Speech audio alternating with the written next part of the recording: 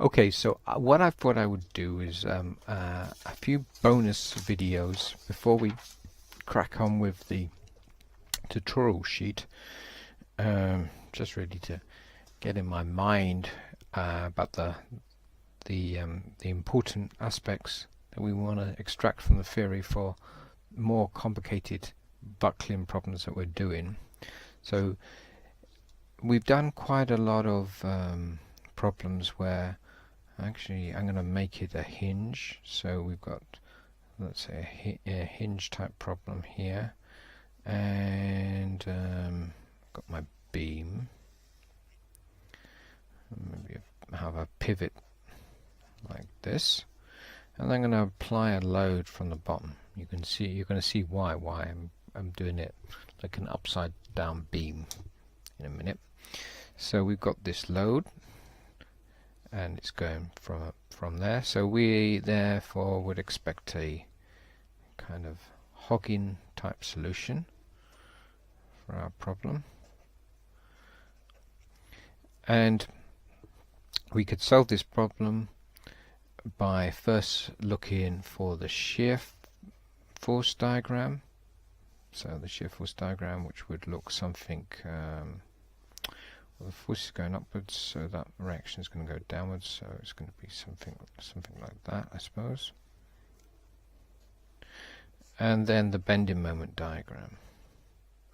So the bending moment diagram in this case is going to be go negative and then go upwards.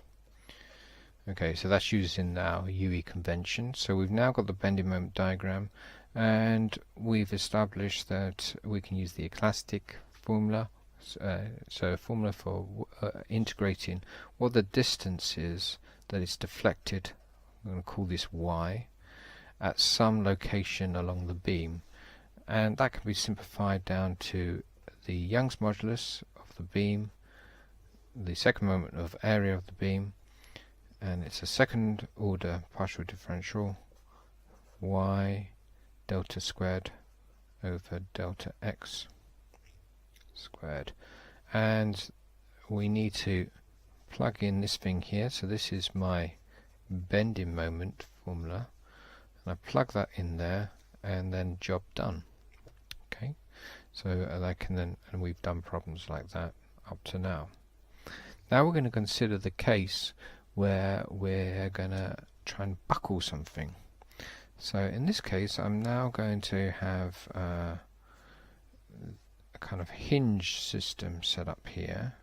So my hinges are pin joints, and they're going to compress inwards here. So they're on some kind of vise, so we're on some sort of jack system here, and they're moving in, and they're going to squash my beam. And then simplest case I could imagine was going to happen is my beam's going to get slightly just deflected, and it's going to happen to deflect upwards. Of course it could have gone downwards, but in my case it's happened to have ended up to get slightly deflected upwards. Oh, that reminds me a little bit of my beam problem with a load being applied. So this and this look the same. So the next question is, well, I use this equation here to work out what the deflection is, this y. So can I use this equation again for this problem and work out what its deflection is as I go along my beam as that I'm trying to buckle? Normally, of course, we would buckle things from above.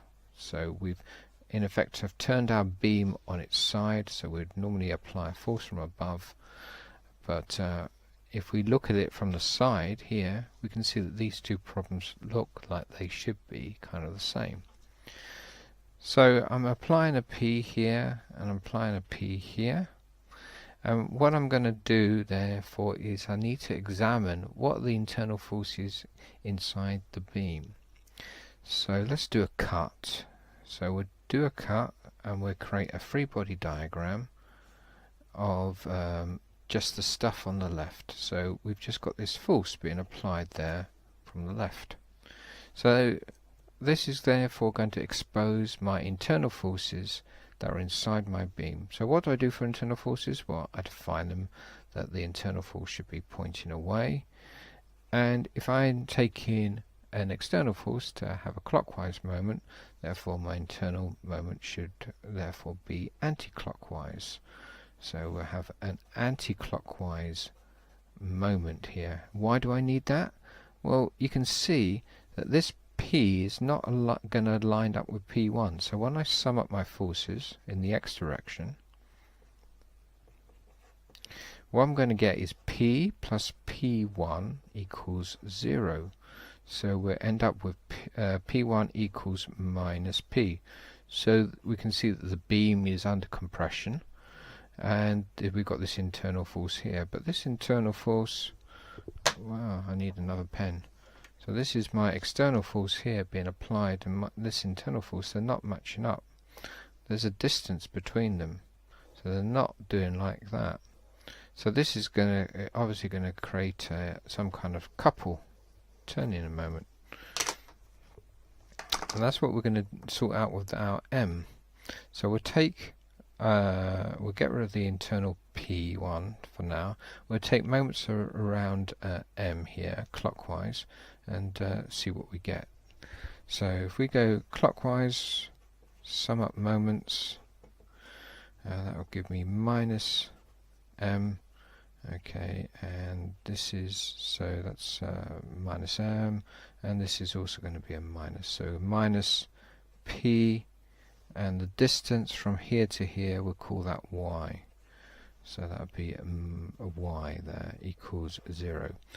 So let's represent that as a internal force, so M1.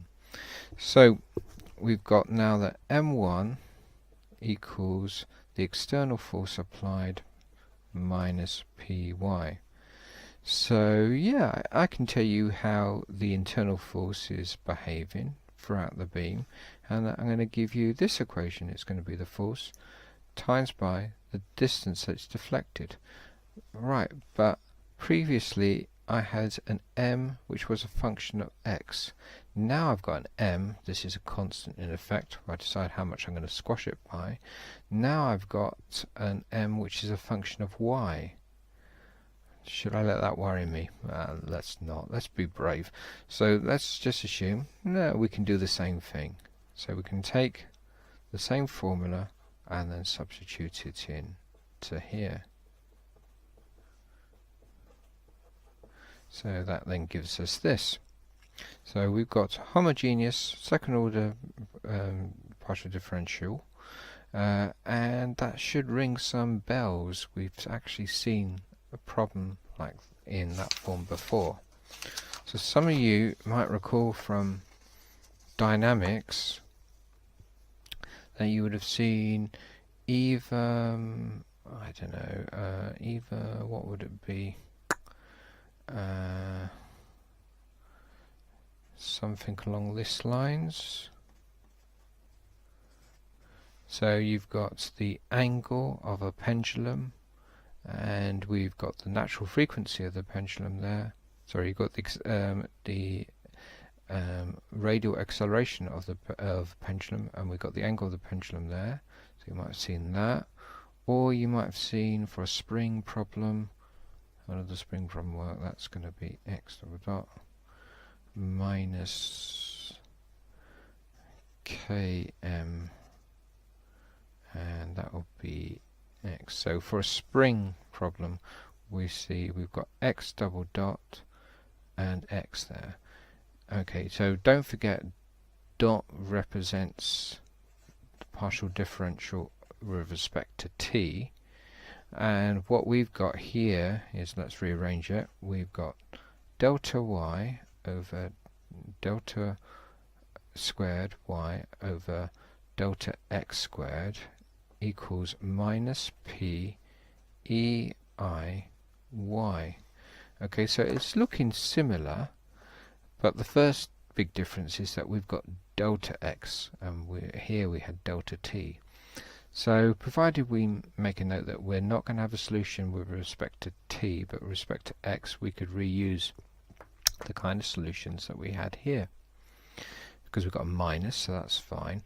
So the other thing is, let's call, to differentiate it, when I said differentiate it, I mean to make it look different, I'm going to call P bar P E I, and I'll call it a square. So this is my first stage to get this differential looking like these things here. So that's what, as I said, that's the one from a pendulum, and that's the one from a spring. You should remember doing that last year in dynamics. So we've got delta squared y over delta x squared minus p bar squared y. Okay, so now that's looking very similar. So now I have to ask myself, what were the solutions for these things? Can I remember them? Well, the solutions were that, for example, a spring would move around with an amplitude, and this would be omega t, so omega in this particular case it would be make it into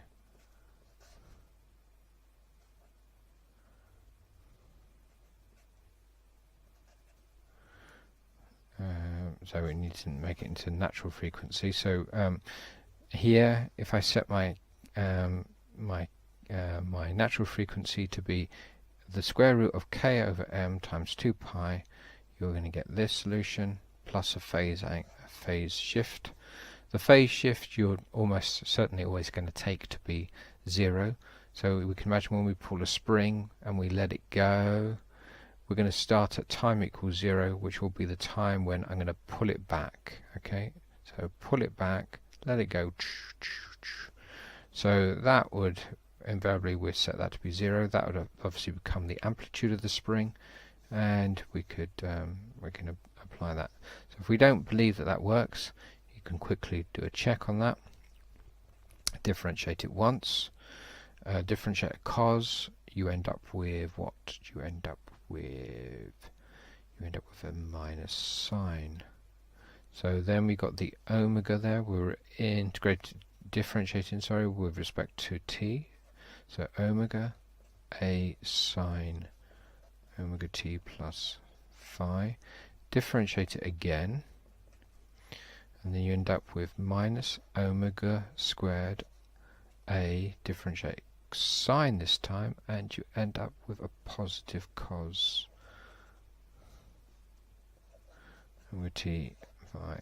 And then you notice that this equals this, so you say x double dot equals minus omega squared x. So let omega squared equal, and I've obviously done something wrong. So that is obviously, that's not the frequency, is it? So need to say omega equals km. That looks wrong. Pause that. Okay, so I'm going to live with the embarrassment that I went wrong there. So the natural frequency is going to be k over m. So k over m there. So Ian, you're an idiot. So I was mixing up that with the natural frequency, natural angular frequency with the natural frequency. So I was trying to convert that into hertz incorrectly. Anyway, so we've got this this result. So provided we now set omega to be the square root of km, we can then go back to this equation and we can see that this is valid. So one thing to say here is that engineers like to use as a possible solution that x equals a cos omega t plus phase shift. What do mathematicians like to use? they like to use b sine omega t. So they like to get rid of that phase shift there and have two constants, a and b. Right. So the reason why an engineer likes to use this formula here is because it's going to give you the amplitude. Normally you're going to start your spring pulled back, or your pendulum pulled back at time equals 0, which means that your phase shift will be 0. So that's the reason why there. So the A automatically becomes the amplitude. Very nice. With mathematician, likes to use A cos omega t plus B sine omega t because, well, we don't really know what the solution is going to be at all. You know, we don't want to give it any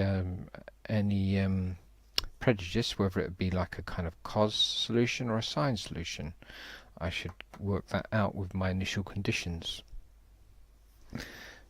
So coming back to my problem here that I've got is that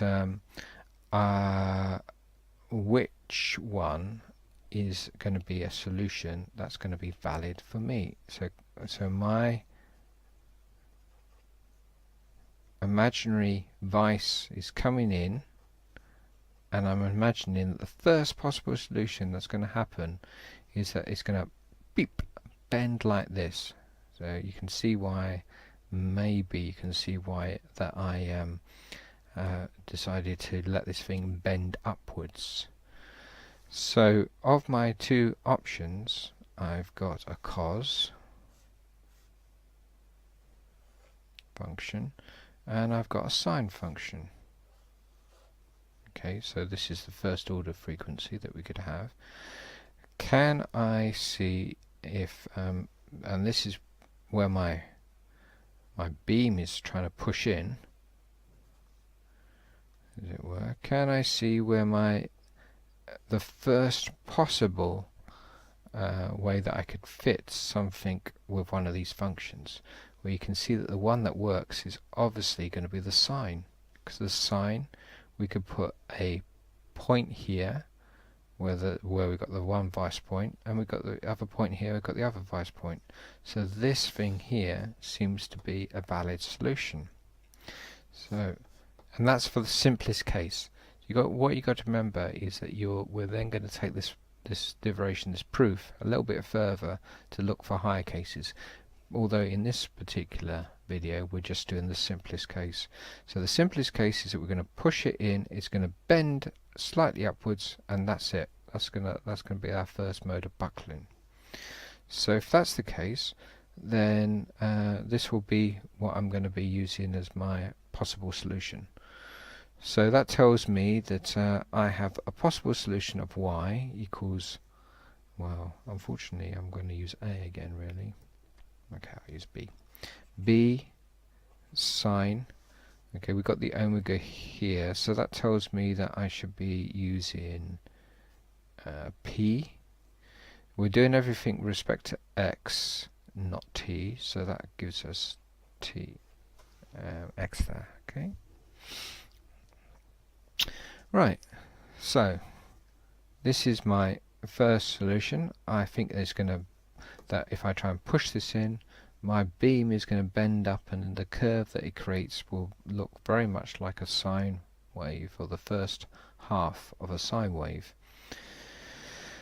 Because that seems to work. That's a trial solution that works into this conditions that we're looking for. Incidentally, we can't actually derive this.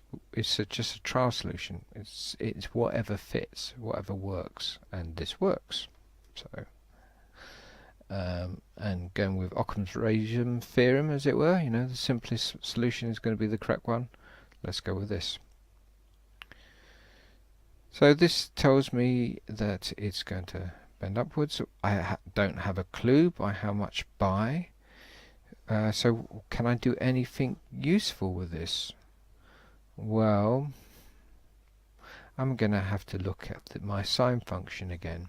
So my sine function tells me that when we're at x equals 0, then I'm going to get no deflection. And when I'm at x equals pi here, I'm now going to get no deflection. So the one thing that this equation can be used for, it can tell me that when x equals L, I should have badly explained that. So this is when x equals L, not pi, sorry. It's where I'm pi on my sine graph, as it were.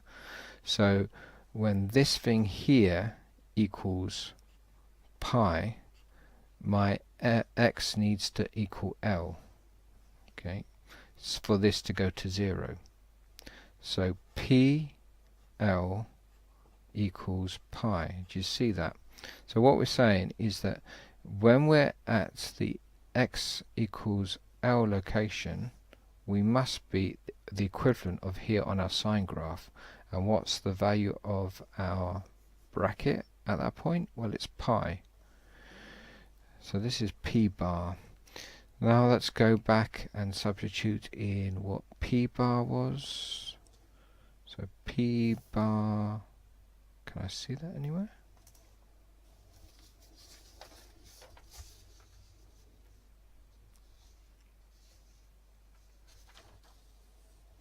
Alright, it's just here really, isn't it? So p bar is going to be the square root of p over EI L equals pi. So therefore I can say that the force that I'm applying to get the first mode of buckling, and I'll call that the first critical force, is I need to square everything out here, and that will give me EI square my pi, so that would be pi squared over L squared. Okay. Yeah, and so that is the expression that's known as the Euler's formula. I made a few mistakes and hiccups on the way to get there. Apologies. But well, so we can see that that's our first mode. Now, what we're going to not do now, don't worry, but now what you can see is that well, maybe that's not the only case that it could be buckling, simple buckle like that. Maybe there could be other cases, so we're going to consider that in the next video if you want to.